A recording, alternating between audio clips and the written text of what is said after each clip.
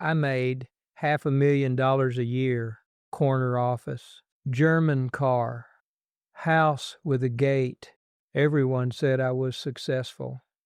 But let me tell you what success really cost me. By the end of this, you'll understand why I'd trade every dollar I ever made for just one more year of being truly alive. I need you to lean in close for this one, because what I'm about to tell you, I wish someone had told me when I was your age. I was 26 when I got my first real job, entry level, terrible salary. Shared an apartment with two roommates, ate ramen 3 times a week, but I was hungry. Not for the ramen, for more. I looked at my boss, his watch, his car, his confidence, and I made a decision that would shape the next 40 years of my life. I decided I would do whatever it took to get there, and I did. I worked weekends, I stayed late, I said yes to every project, every trip, every sacrifice. My girlfriend at the time asked me why I was never home. I told her I was building our future. She left me 6 months later. But here's what I told myself. I told myself it was her loss, that she didn't understand the game, that I was playing chess while everyone else played checkers. I was so wrong. Let me ask you something. Have you ever worked so hard for something that you forgot why you wanted it in the first place? That was me. For decades. By 35, I was making real money, not just comfortable money, change your life money. But something strange happened. The money didn't change my life. It changed me. I stopped seeing friends. They couldn't relate to my world anymore. At least that's what I told myself. The truth was simpler. I was embarrassed, not of them, of myself, because somewhere deep down I knew I was losing something important. But I kept climbing. 40 came fast, then 45. My doctor told me my blood pressure was too high, my stress levels were dangerous. He asked about my sleep. What sleep? I laughed. He didn't laugh back. Here's where it gets painful, and I need you to really hear this part. My mother called me on a Tuesday. She said she wasn't feeling well. Could I come visit? I said I would. Next month, after the quarterly review, after the board meeting, after, after, after. She died 3 weeks later. I made it to the hospital 4 hours after she passed. 4 hours. I had spent 30 years building a career, and I couldn't find 30 minutes to say goodbye to the woman who gave me life. That should have been my wake-up call, but it wasn't. You know what's funny about grief? Funny isn't the right word. Tragic, maybe. I buried myself deeper in work. I told myself she would have wanted me to succeed, that the best way to honor her was to keep climbing. Therefore, I climbed harder. More deals, more zeros, more emptiness. At 52, I had my first heart attack. Right there in my corner office, the one with the view of the city, the one I had sacrificed everything for. I woke up in a hospital bed, white walls, beeping machines, and a nurse asking if there was someone she should call. I gave her 3 numbers. My assistant, my accountant, my lawyer.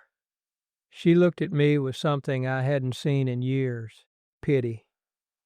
No family? She asked. I pretended not to hear her. Here's the truth I never told anyone.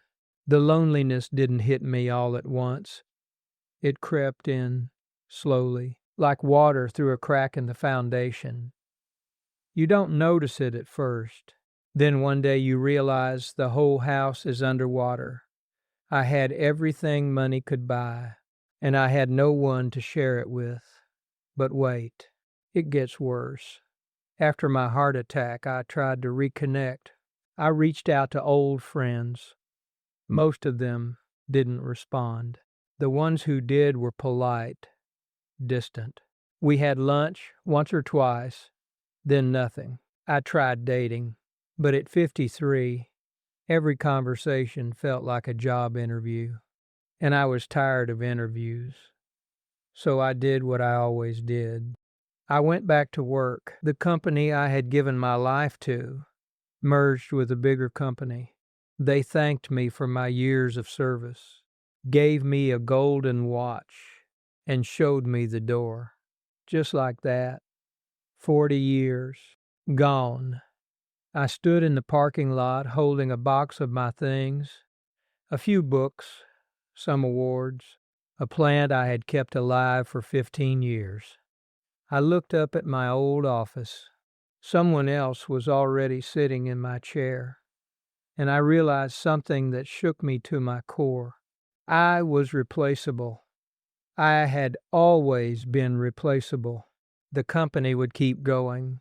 The deals would keep happening. The world would keep spinning. But my mother was still gone. My friends had moved on. My health was broken, and I was standing in a parking lot, alone, holding a dying plant. Let me ask you something else, something important. What are you sacrificing right now? And is it worth it? Because here's what I learned too late. The money was never the goal. The money was supposed to buy me freedom, time, connection. But I got so obsessed with the money itself that I forgot what it was for. I collected dollars like they were points in a game, and I forgot that nobody wins a game they play alone. Now I'm 81 years old. I live in a nice house. It's quiet here. Too quiet most days. I have caregivers who check on me. They're kind, but they're paid to be kind. That's different. Sometimes I wonder what my life would look like if I had made different choices. What if I had left the office at 5 instead of 8? What if I had called my mother that Tuesday? What if I had chosen presence over promotion? I can't go back, but you can go forward differently. Here's what I want you to understand. The world will always take more from you. It's designed that way. There will always be another promotion, another deal, another reason to wait. But time doesn't wait. People don't wait. Your parents are getting older right now. Your friends are building lives that might not include you if you disappear for too long, and your body is keeping score of every sleepless night and skipped meal. You might think you have time. I thought that too. But time is the one thing money cannot buy. Trust me, I've tried. So here's my advice, and I'm not asking you to give up ambition. Ambition is beautiful. It's what drives us to grow. But ambition without boundaries becomes a prison. And I spent 40 years behind bars I built myself. Set limits, protect your health. Call the people who matter. Not tomorrow, today. Because one day you'll wake up and realize that the corner office was just a room, the fancy car was just metal, and the gate around your house was keeping everyone out, including you. I made $500,000 a year, and I would give every penny of it for one more dinner with my mother, one more conversation with a real friend, one more year with a body that doesn't hurt. I was a prisoner of my own success, and the salary was my chain. Don't let it be yours. You still have time. Use it wisely. That's all I have for you today. If any of this meant something to you, do one thing. Close this video and call someone you love. Tell them you're thinking of them. That call is worth more than any paycheck. I promise you that.